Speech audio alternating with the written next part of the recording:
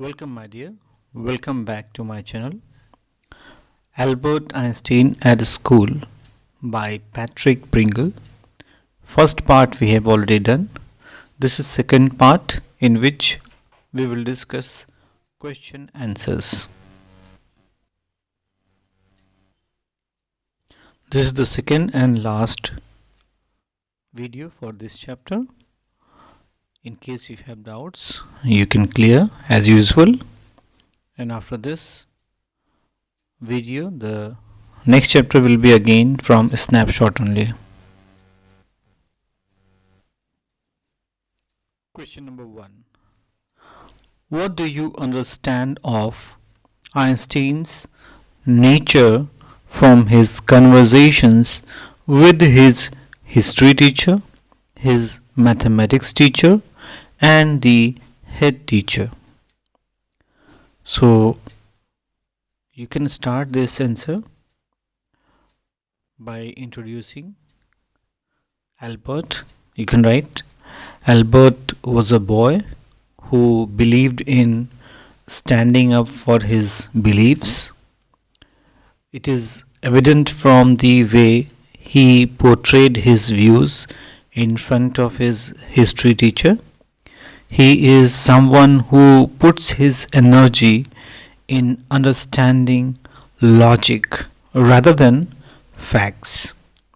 His conversations with his mathematics teacher tells us how passionate he is about the subject.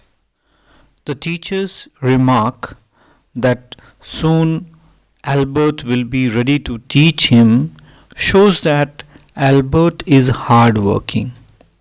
He is on very good terms with his mathematics teacher, and that is why the teacher gave him a referral. This tells us that Albert had potential.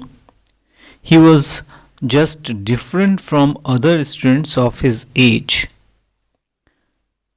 The head teacher and Einstein never agreed on one thing, except when the teacher felt Albert is better off without a school and vice versa. Even though Albert felt a bit insulted upon being shown the door, he resisted his desire to say anything bad or slam the door behind him. This shows that he respected his elders and was polite. He was not at all a rude boy. The only thing he never believed in rote learning or mugging up the facts. Rather, he believed to understand in a logical manner and not to memorize the facts.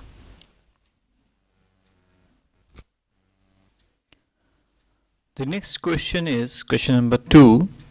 The school system often curbs individual talents. Discuss. Here this word curb is very important because according to the chapter we have come to know that the system of running schools, the education system of that time, that was not in favor of our protagonist, Albert. So what you can write in this question is, the school system focuses on teaching the same thing to every student and expects them to excel in all. While the truth is that all children are different and each one of them shines in his own way. School learning focuses more on learning facts than logic. Instead of teaching them how to think, they teach little minds what to think.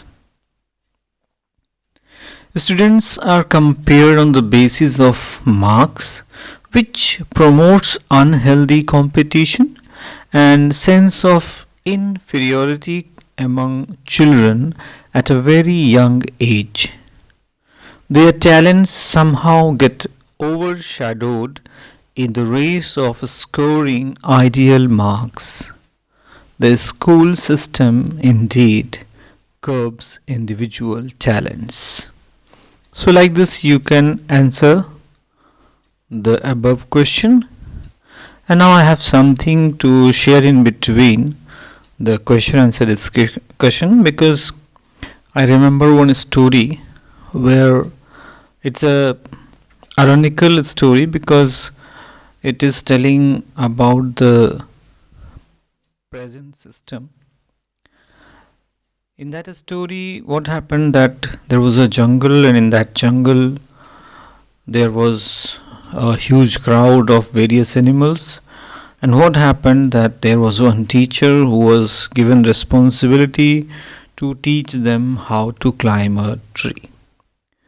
So it is really ridiculous to say that the frog, the bird, the fish, the elephant, and the all other animals, they are born with their different talents, individual talents, and to teach them how to climb a tree was really not a good way to judge their potential.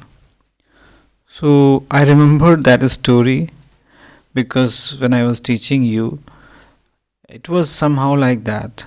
So it is telling about the current education system, which is actually now in need to be improved.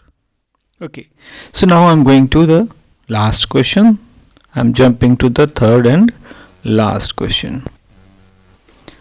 So the last question is, how do you distinguish between information gathering and insight formation? Here you can write, information gathering and insight information are two very different concepts. Information gathering is a concern with compilation of facts and figures. It is just retaining already existing information which can easily be referred to through books. It only focuses on retention ability and does not add to the personality of an individual.